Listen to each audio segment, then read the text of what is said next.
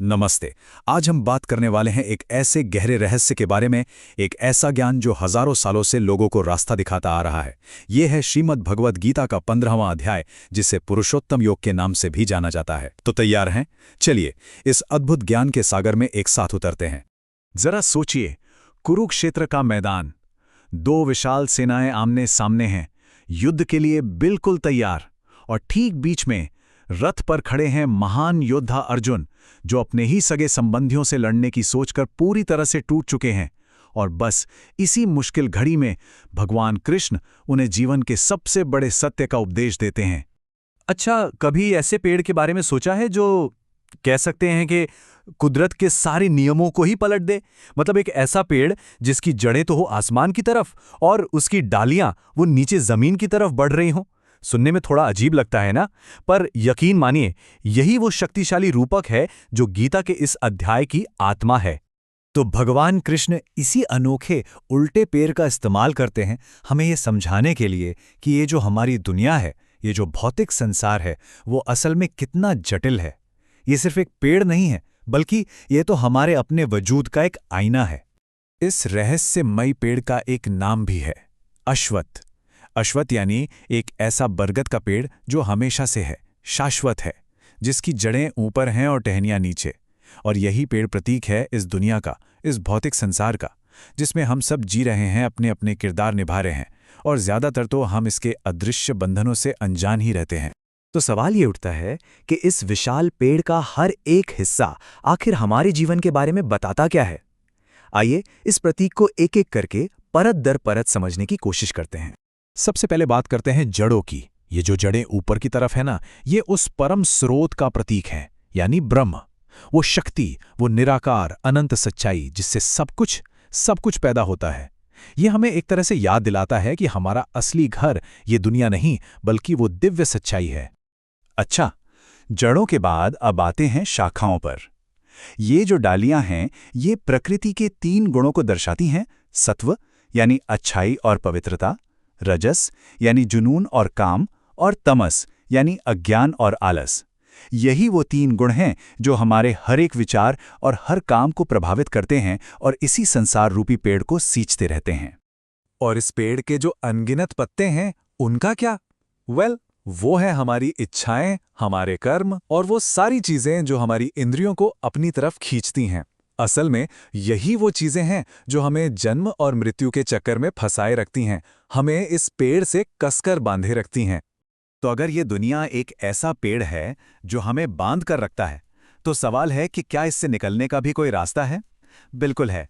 और अच्छी बात यह है कि गीता का 15वां अध्याय सिर्फ समस्या नहीं बताता, बल्कि उसका एक बहुत ही शक्तिशाली समाधान भी देता है।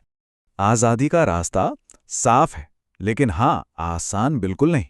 मोह और लगाव की गहरी जड़ों वाले इस पेड़ को काटना ही पड़ेगा, और कोई रास्ता नहीं है। पर सवाल ये है कि इतने बड़े, इतने विशाल पेड़ को कोई काटे तो काटे कैसे? तो भगवान कृष्ण इसका हथियार भी बताते हैं, और वो हथियार है वैराग्य की मजबूत कुल्हाड़ी। अब देखिए, वैराग्य का मतलब ये नहीं कि दुनिया छोड़कर भाग जाना है, नहीं। इसका मतलब है अपने काम करते रहना, अपने कर्तव्य निभाते रहना, लेकिन उसके फल से, उसके नतीजे से खुद को नहीं जोड़ना। तो इस तरह से मुक्ति का रास्ता 3 कदमों में हमारे सामने आता है। सबसे पहला कदम वैराग्य की प्रैक्टिस करके इस दुनिया पर अपनी पकड़ को थोड़ा ढीला करना। दूसरा, ये जानना, सच्चा ज्ञान हासिल करना कि हम असल में हैं कौन। और तीसरा, उस परम धाम को खोजना, उस जगह को जहां पहुंचने के बाद कोई लौटकर नहीं आता। तो सोचिए, जब ये संसार का पेड़ कटकर गिर जाता है तो इसके पीछे से क्या दिखता है? तब सामना होता है उस परम सत्य से, जिसे कहा गया है पुरुषोत्तम। ये अस्तित्व का सबसे बड़ा रहस्य है। इस अध्याय में 2 तरह के अस्तित्व की बात की गई है। एक है क्षर पुरुष, मतलब हम सब, जो नश्वर हैं, जो बदलते रहते हैं। और दूसरा है अक्षर पुरुष, यानी वो आत्मा जो कभी नष्ट नहीं होती, जो बदलती नहीं है और जो हर जीव के अंदर मौजूद है। लेकिन सबसे बड़ा रहस्य अब सामने आता है।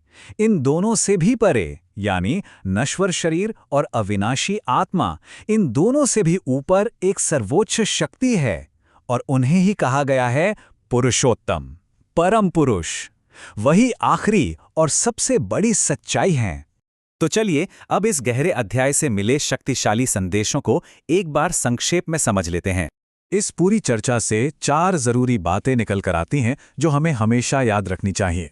पहली, ये जो दुनिया है ये उस परम सत्य की बस एक परछाई है। दूसरी, हमारी इच्छाएं और हमारे काम ही हमें बंधनों में डालते हैं। तीसरी, इन बंधनों से आज़ादी सिर्फ वैराग्य यानी अनासक्ति से ही मिल सकती है। और चौथी और सबसे जरूरी, हमारा असली मकसद उस परम स्रोत से दोबारा जुड़ना है।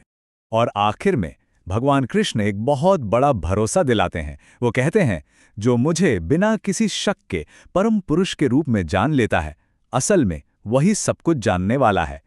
ये एक बहुत ही पावरफुल स्टेटमेंट है जो इस पूरे अध्याय का निचोड़ बता देता है। तो ये सारी बातें हमें एक बहुत गहरे सवाल पर लाके छोड़ देती हैं कि इस दुनिया रूपी पेड़ में हमारी अपनी जगह कहाँ है, हम अपनी जड़ों को कहाँ भेज रहे हैं। क्या हम उन्हें और गहराई में इसी दुनिया की मिट्टी में धकेल रहे हैं, या फिर हम उन्हें ऊपर की तरफ उस परम स्रोत की ओर ले जाने की कोशिश कर रहे हैं। सोचना हमें है, क्योंकि चुनाव हमारा ही है।